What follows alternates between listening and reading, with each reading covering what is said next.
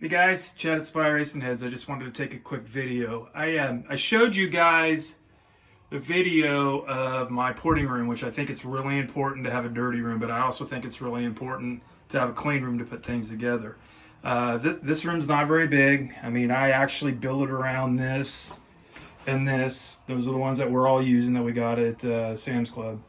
But I used to keep a lot more springs in stock and a lot more locks and retainers, but the whole parts thing is a bad deal. We all know that, so I don't have as many things left here in stock as I once had. But I use this here. This is a stainless pack. I have a couple of different ones. That's for like a LS. It doesn't have a step. A couple mallets here.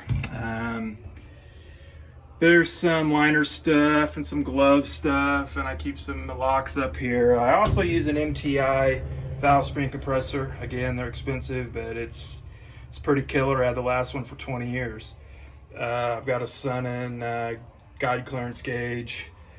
Over here is where I keep some stuff that I tear down until I'm getting ready to clean it. Throw some empty boxes down there. This is my Puxton. Again, expensive, but absolutely worth the money. I used to have a Puxton before that had a digital gauge, and it was just getting hard to see because of my eyes. But this is pretty cool because you can enter up here. You want 50,000 spine, 850 lift, and you're shooting for a 2-inch install, and then you just pull the spring. Time down went too fast. Okay, you just pull the spring, and then it'll poop everything out for you.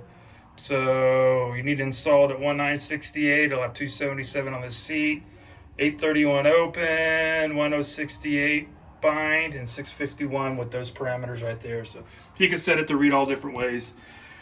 Whiteboard, write messages on. There's something my daughter did for me. She's going to school to be an artist. She kind of captured the pandemic. She did that last year for me. So there's some cylinder heads I'm working on, towel rack. I use a glass Barrett, a good one. I've had several. I keep breaking them.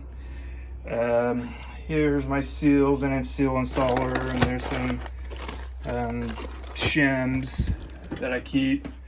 But it's just a really handy room. I got a plastic door on it so I can walk in and out of it. Right over here next to me over here is the washer and hot water, and that's where I clean them and then just bring them on in and set them on here to assemble. But I do my videos on here. Just a nice little room. My dad and I built it. Like I said, the shop's only 40 by 60, but I made it this dedicated room. I'd say it's probably 8 by 10. It's pretty small. I'd have to take the walls down to get these out for sure. A couple nice lights in the top so I can see what's going on. I got me a little LED that I put underneath stuff for when I'm filming. But yeah, it's just a nice little room. I got all kinds of junk in these. Obviously, it's just never ending. And also, I use Driven. I use this synthetic assembly lube for my valve stems. I've tried all different kind of stuff. There's some stuff up here. I've tried the Dart and the Ultra Slick and the Clevite, and I just keep going back to that. But yeah, so like I said, I just wanted to take a couple seconds and show you this room, and I strongly suggest a clean room.